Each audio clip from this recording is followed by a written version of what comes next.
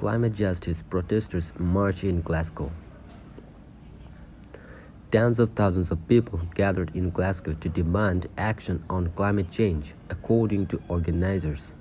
Hundreds of similar protests took place around the world during the COP26 summit, making this the largest so far.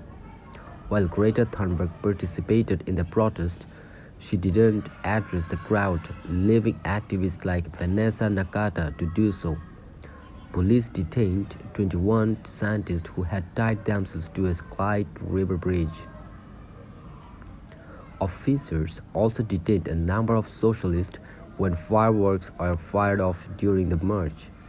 However, according to the police, the day went largely unaffected.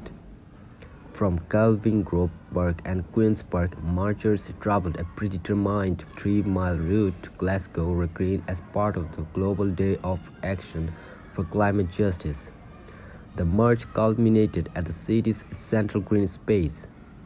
Around 100 climate change protests took place around the UK as well as in Kenya, Turkey, France, Brazil, Australia and Canada. Both London and Cardiff saw large-scale protests, with Londoners marching from the Bank of England to Trafalgar Square. On Friday, Greta Thunberg spoke to a young activist in a march and protest, so he decided to offer other speakers the opportunity to speak at the event on Monday. Scientist rebellion protesters chained themselves to the King George V Bridge in Glasgow's downtown area and were arrested away from the march. During the demonstration, the bridge was blocked to both people and cars by police in Scotland.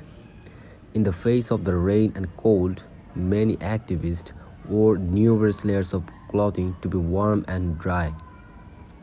Local vendors who sold whistles during the youth march last week are selling ponchos for £3 today.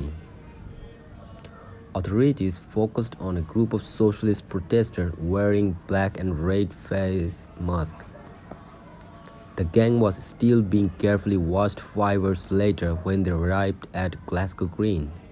A helicopter flew above as the march snagged through the city's west end. A red flare was laid off by a small group near Finiston, but the march as a whole was peaceful and noticed no further evidence of unrest. The arrival of the marchers at George Square was met by a spontaneous round of applause.